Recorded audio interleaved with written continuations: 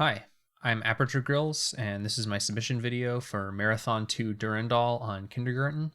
I am the world record holder for this category. This is the fastest time. This game is a 1995 first-person shooter made by Bungie for the Macintosh. It's the second in the Marathon trilogy, which is a series of sci-fi first-person shooters that they made before Myth and later Halo. This game was later ported to XBLA, which is a complete reimplementation, and that version is theoretically faster, but my run is faster than the fastest recorded Xbox time, partially due to the fact that some tricks work differently and the fact that I get to use mouse look, which just makes me turn corners a little better and other things. So let's get started with the video, and I will explain what I'm doing as we go. So this is a 2.5D game. The world is 3D. Everything else is sprites, much like Doom or other 90s first-person shooters. Right off the bat, you're going to see that I strafe run everywhere because strafe running is a good deal faster than running forward. Basically, to get through this game fast, you have to play every level. There are 28 of them, and they have a variety of requirements. This level, you have to go put 2 chips into sockets, and the chips happen to spawn right in front of those sockets. So I went and did that, and then I go to this terminal, and I get teleported out. This game, unlike most games of this genre at the time, has a really deep story. It's way too complicated for me to try to explain other than superficially, and it's relayed through these text terminals, and the only reason we ever have to read them is to teleport. So just mashing through them, you know. This level is the exploration level, so I have to visit certain polygons of the map, which I'm going to do. This also has a disconnected area that I have to use those terminals to teleport to, because one of the required spots is here. What I'm supposed to be doing, according to the plot, is going and reading these terminals to unlock the secrets of a lost clan of aliens, but it turns out all the engine requires you to actually do is stand in front of them, and so that's all I do. Here, I wait for this ammo to spawn in because I have to use it in the next level. And the next level is sort of the first real run killer. It has the first grenade jumps. It also is a extermination level, which means you have to kill almost everything. You actually can leave up to 8 enemies alive on the map and still fulfill the requirement.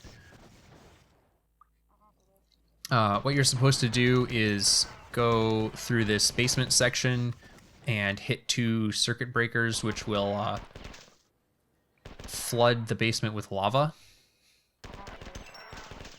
And now you would think flooding the basement with lava, well, that should kill everything, right? But actually, okay, here's that first grenade jump going through the window there. Hit the switch that raises 2 catwalks to those panels. So yeah, you would think I'm gonna do 2 more little grenade hovers here to get onto and off of, and then 1 more to get to the 3rd one. And then once I hit that one, the lava starts rising, and I take this secret elevator to get out of it. Normally you're supposed to run up a big spiral staircase, but this is faster. So yeah, you would think, you know, I flooded the whole basement with lava, that should kill everything. But the engine can only keep track of so many enemies at once, and so once you go up here and spawn all of this stuff in, it'll actually deactivate the things under the lava, and when they're deactivated, they don't take damage. So you can soft lock yourself on this level by leaving too much stuff alive in the basement unactivated, which is just sort of an unfortunate thing. You know, you have to make sure that enough stuff dies. And here, even though the bobs are there and they could kill these enemies, it's a little faster for me to go through and do them in myself.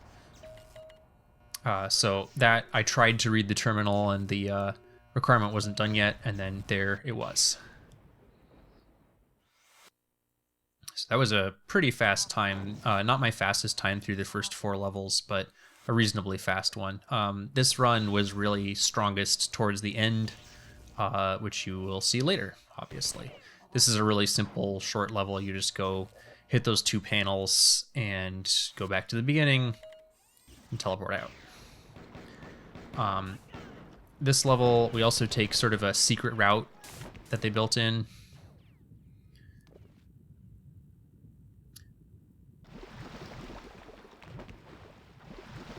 I should mention, so this game, unlike Marathon 1, has 3D fluids that you can swim through, and because they were so excited about adding that to their engine, they used fluids a lot, and they make you swim in many situations.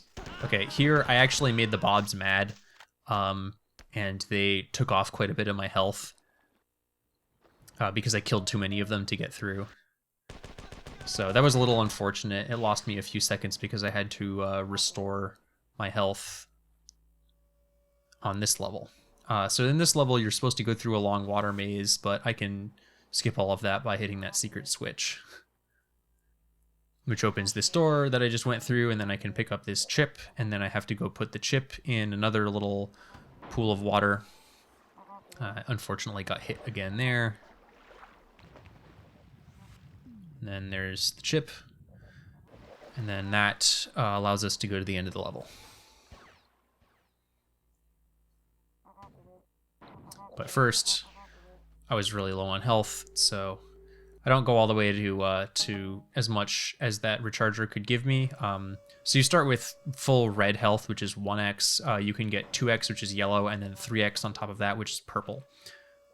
And I'll get that a couple times through the run.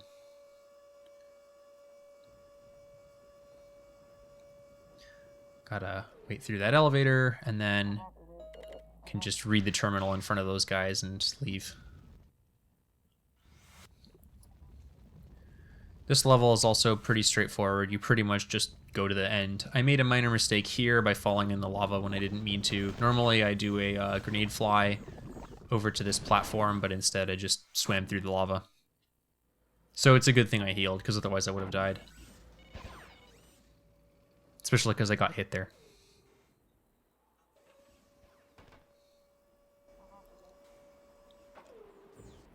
And yeah, I had to shoot a grenade at that switch on the opposite wall in order to turn this elevator on.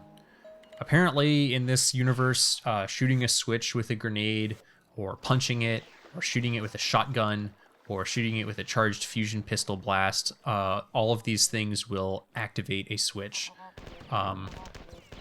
Don't ask me why shooting a switch would activate it. So this level, you're supposed to hit 3 panels, which open doors towards the end terminal. You can see I've already hit 2 of them, and then I have to do a short grenade hover over to the 3rd one. And then I'm gonna do a much more difficult grenade hover here in order to get over to the end terminal. This just saves a few seconds of running around and then doing an easier grenade hover, much like the first one I did. But falling down costs a lot of time, like 30 seconds or more, so you really don't want to. Here, I hit that switch which turns on an elevator in the main room that I just went through, and then I pick up exactly as much health as I have time for so that I can get on this elevator right as it goes back up.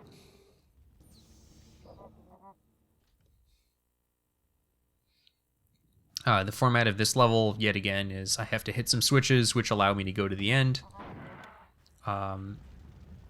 So I wanted that health because I do this lava dive. And there's just a couple more places that I could get hurt before the next time I heal. Here I do another little minor hover over to that switch, and then that opens the door to hit that switch, which is the one that I needed to go to the end. I have to hit one more switch before I can go to the end terminal. You can see this is the easiest difficulty, so obviously the fastest. The enemies don't have much health at all, and they really don't attack you that often. They sort of wander around and occasionally shoot a shot at you, so they don't pose a huge threat. except for those cyborgs that blow up when they die. So you have to make sure not to be too close to them. So that switch I just hit behind a wall. You're supposed to do something to lower the wall, but you can just trigger it through the wall. So no reason to do that. And now I am going to the end.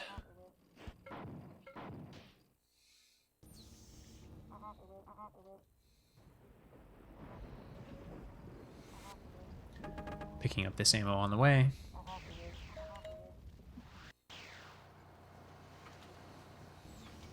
So here I'm going to pick up a can, which is something they introduced in this game that instantly restores your health to a certain level. So it's in this case it's a 2x can, so it gives me full yellow health. I pick it up even though it's a slight detour because I need to carry that health forward to do a grenade jump later on the level after, or 2 levels after this. And so I don't want to get hurt at all from now until then. This level is an exploration level with only 1 polygon required, so I just hit it and then I turn around and go back to the end. There's a lot of this level that you do not need to explore. This is also an exploration level. I just hit the first polygon. And then I'm going to try and grenade through the window to kill the stuff in there because I have to go through that hallway. In this case, I wasn't quite successful, and so I still have to kill these guys, but it doesn't cost much. And then there's the second polygon, and now I go to the end terminal.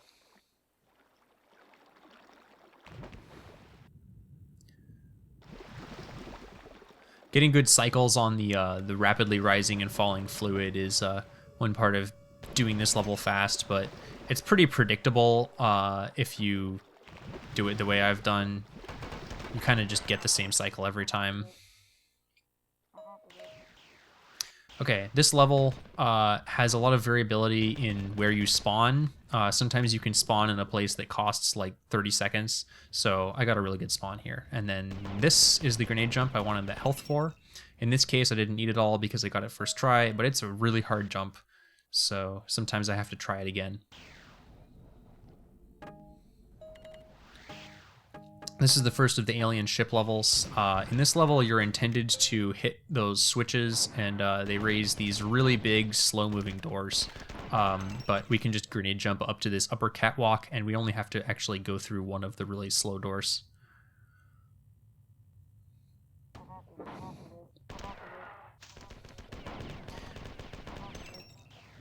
The palette-swapped versions of the enemies are their major variants, so the green guys are weaker than the purple ones.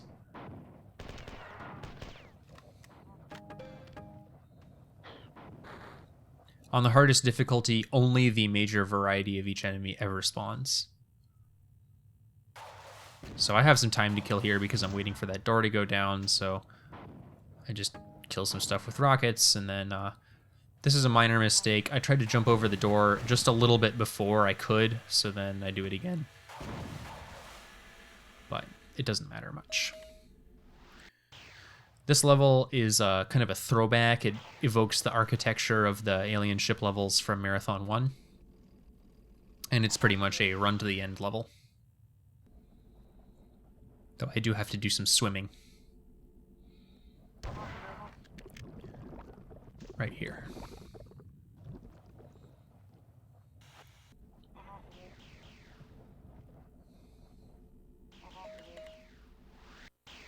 This is also a pretty fast, just run to the end level, only takes like 20 seconds. It does have some variability in where you spawn.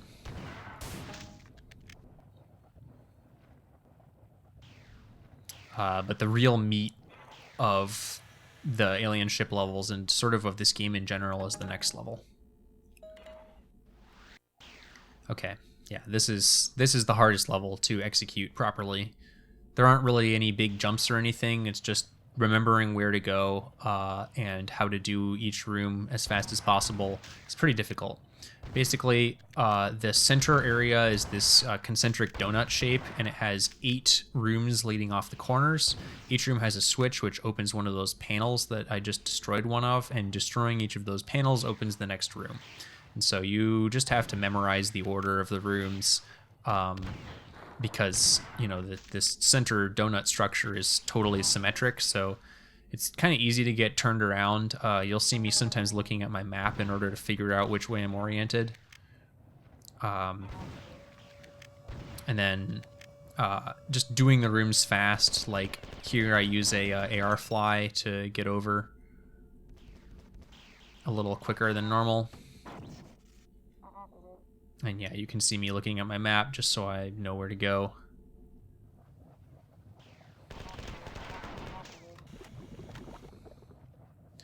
Some of the rooms like this one require you to take some damage by waiting, because the switch is down there, so you have to stand in the plasma momentarily.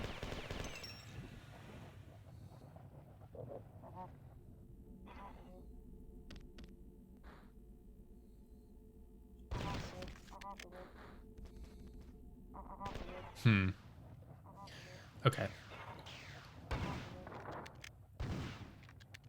Yeah, I think this recording got a little choppy right here. So there, the two rooms are in the same corner, one after another, and so you have to remember that. There I was trying to grenade that big guy into the plasma, but then I was like, screw it, I don't need to do that. And so I didn't.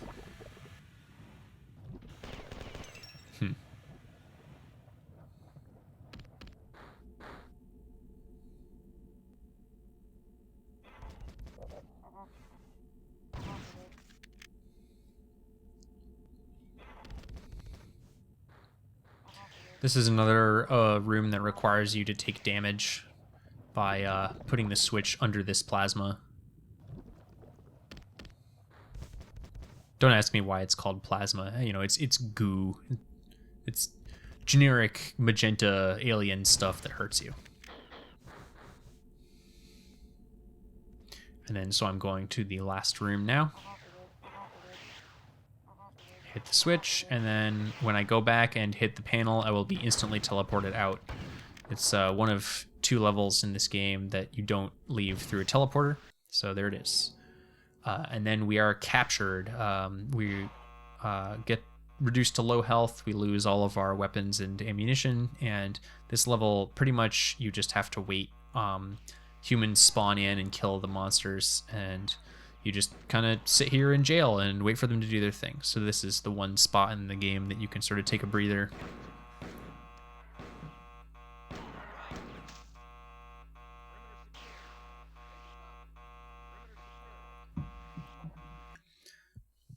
It does have some variability in how fast the enemies die, so sometimes you can just lose time for no reason on it. But it's only like, you know, 27 to 35 seconds, so it's not a huge deal. So now we're sort of entering the second half of the game. We've lost all of our equipment, so it's sort of like the levels get a little easier and less full of enemies, and they're more puzzly. So here I had to go in here. Killing these guys fast is a little bit of a trick. Using that running punch kills them in one hit, and doing that successfully on all 3 of them is not that easy.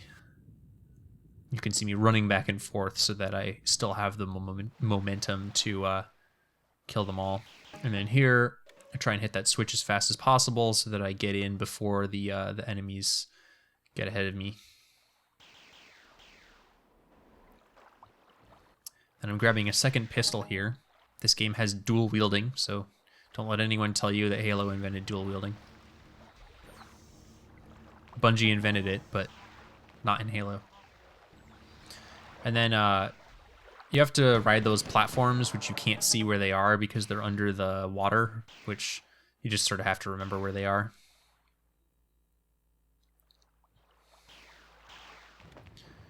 And you can hear the sound of lots of stuff spawning in behind me, but I'm not too concerned about it.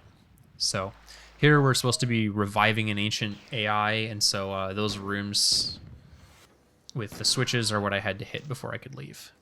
This level, so the aliens have made these simulacrums, these fake humans that blow up when they get close to you, and they yell nonsense stuff. Like, kill me! And this is an extermination level, so you have to kill them all.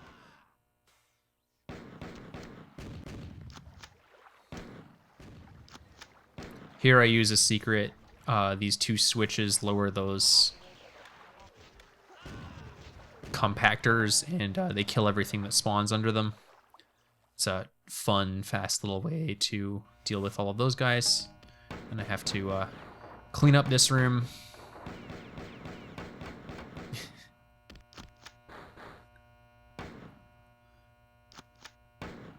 That guy had a little more health than I was expecting.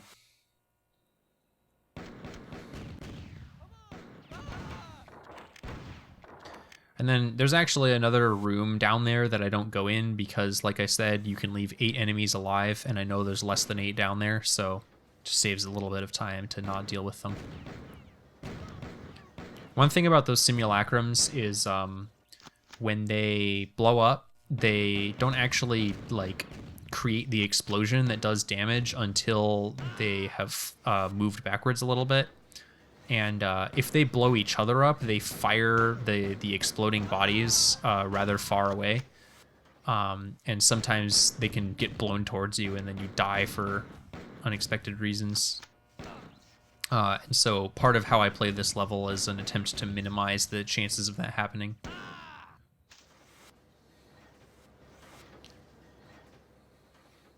And just, you know, moving through the environments fast and accurate shooting is how you get through that stuff quickly. So this level is another level where I have to hit switches to revive the AI, whose name is Thoth, like the Egyptian god.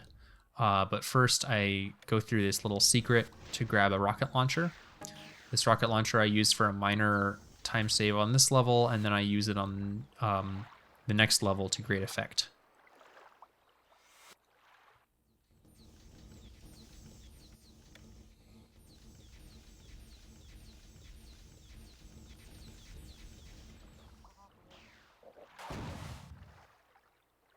So that's the minor time save. Otherwise, you have to run around a little bit. Pretty easy rocket jump. And then because I need 2 rockets, I just sort of burn that one. I need 2 rockets in the chamber for the next trick that I use the rocket launcher for. So just sort of firing the other one. Now, sometimes the bobs can do a lot of damage to you, and in that case they did. It was good that I had as much health as I did, otherwise I would have died there. But here I'm going to the second switch.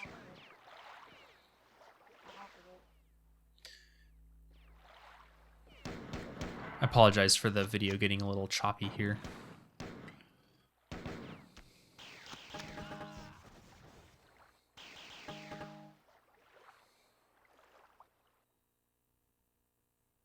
And now that we've hit both switches, we are going to the end. I could pick up an assault rifle on this level, but there's nothing I really need it for, and it wastes a little bit of time, and so we skip it.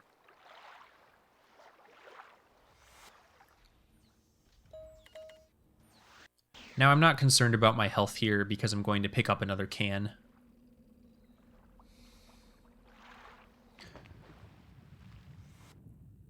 So I have to just swim up this long column. There's no avoiding this. It takes a little bit of time.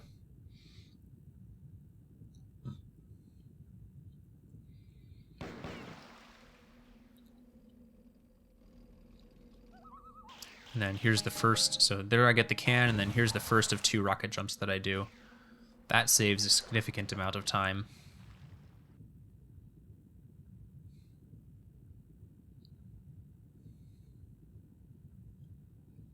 This is yet another level where I'm hitting Thoth switches. So there's 2 switches on this level I have to hit. I'm going to the first one of them now. I have to hit this switch that's mostly underwater, which can sometimes be really annoying to hit. But that time I hit it on my second shell, so that was good. And then here I have to wait for the water to rise so that I can swim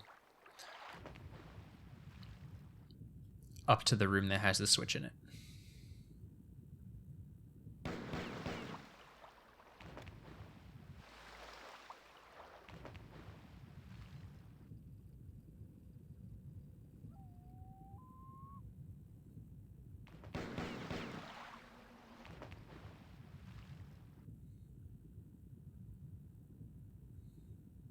Okay, now here I'm about to do the second jump, the blue glass jump, quote unquote. And there it is. That can be a bit tricky to pull off because you have to shoot the rockets right as you crest, right at the apex of when you come out of the water. But it looks really cool. So now we're on to yet another extermination level that has simulacrums. This has an invincibility power up in it, so I pick that up, and then I make use of that by basically just walking into stuff. The Bob's got in my way here, which is a little annoying.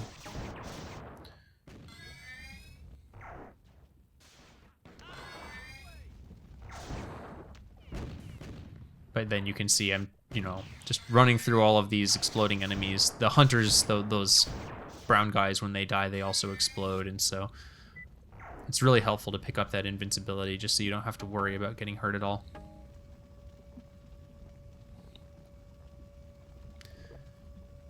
And now I have to wait for this elevator, and then I do a jump off of it, which I use the flamethrower. This is the first time I use the flamethrower in the game.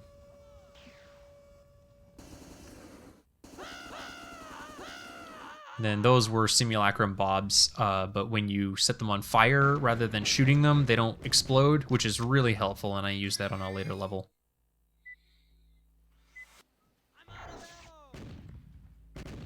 So you can see I backed up there because they do blow each other towards you, and it's really bad if you get caught by one, because it would kill me at this much health.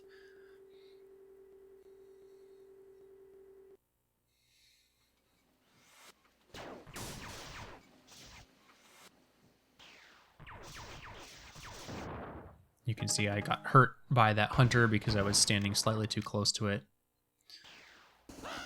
And then again.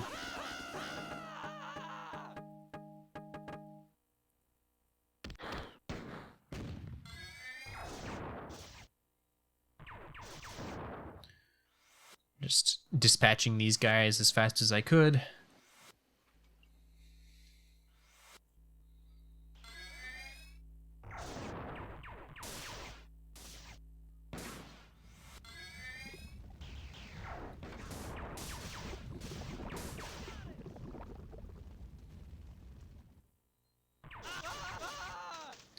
For some reason, the bobs tend to cluster there, and you have to kill them.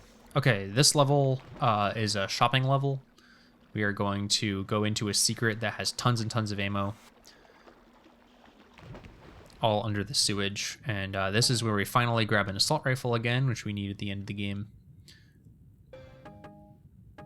as well as getting a 3x can and a bunch of shotgun shells because I need them later.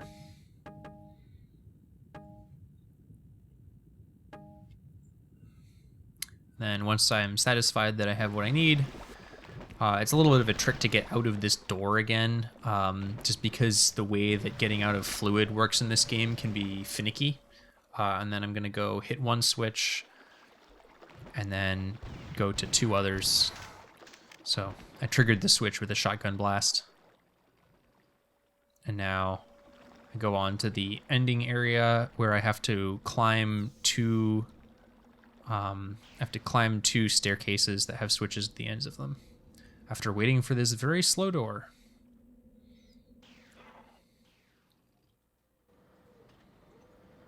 So here's the two staircases. There's the first one.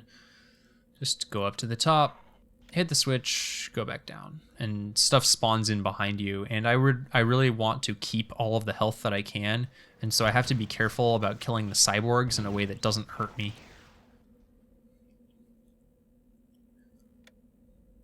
Because I want at least half of my purple health left after this level.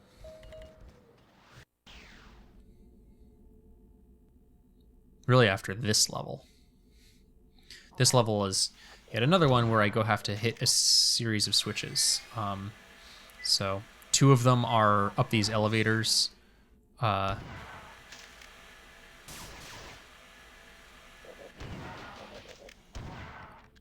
It can be really annoying if the those fighters, the skinny guys walk on. Yeah, okay, so what just happened there is like the enemies can trigger the platform and then you have to wait for it to go up and then come back down. And sometimes when you're trying to get off of it at the bottom, they can walk onto it and trigger it, and so you just have to watch out and shoot your way through as fast as possible. And here I'm using the shotguns to great effect because they can kill multiple things at once. And then there's 3 more switches in this room that I have to shoot. You can see there's an example of the shotgun just randomly not firing a pellet towards where I needed it to go, and then I do a little grenade hover here. This is a low gravity level, so you're even more floaty than normal up to the end. So now this is the 3rd to last level of the game. This is where I use the fact that burning the simulacrum bobs does not make them blow up to great effect.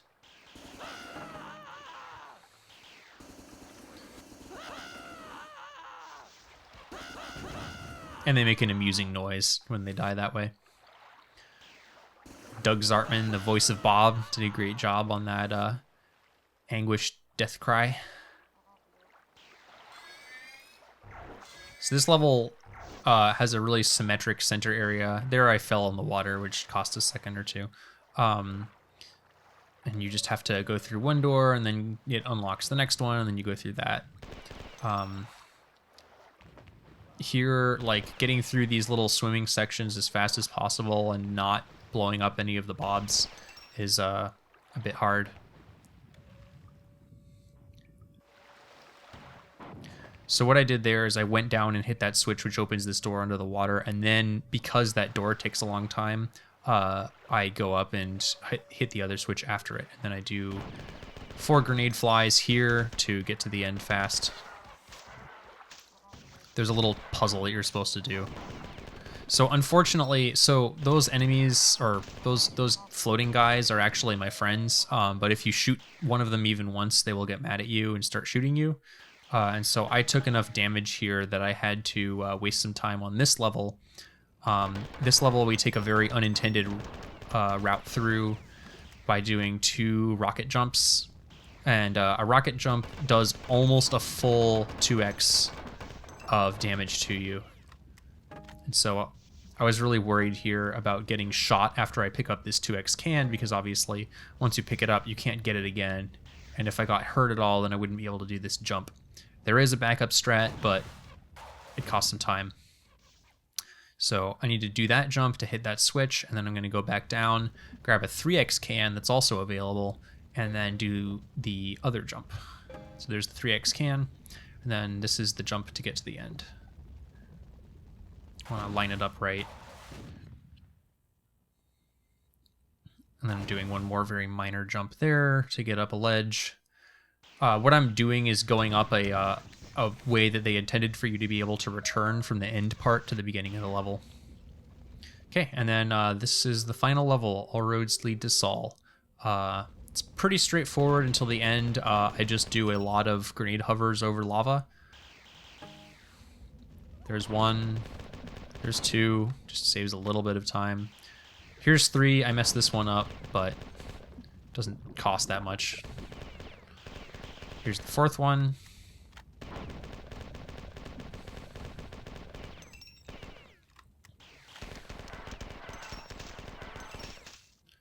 And then I have to hit that switch, which opens the door. And then here's the 5th one, but I messed this one up too because a flying enemy gets in my way. And so I ended up having to swim through the lava. Okay, and then what I'm going to do here is an unintended way to finish the level. All right, I do one more little fly here just to cut the corner. Saves a few seconds, or like maybe a second. Now, Bungie put in a developer like credits terminal, which they didn't intend for you to be able to finish the game after you reach. Also, this video got a little choppy here, huh? But you actually can. So that's the secret area, and then I just took a teleporter out, and now I'm under the lava. You're supposed to lower the lava in this area but you can actually mash your way through that ending terminal so fast that you don't get bumped out because you got hit by the lava. And so that's how I finished the game. Yeah. That's about it for this.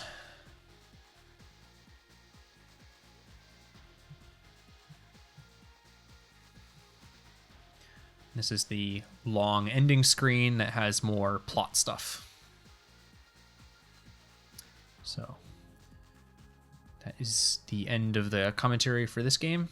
I'm also going to record commentary for Marathon Infinity, the sequel.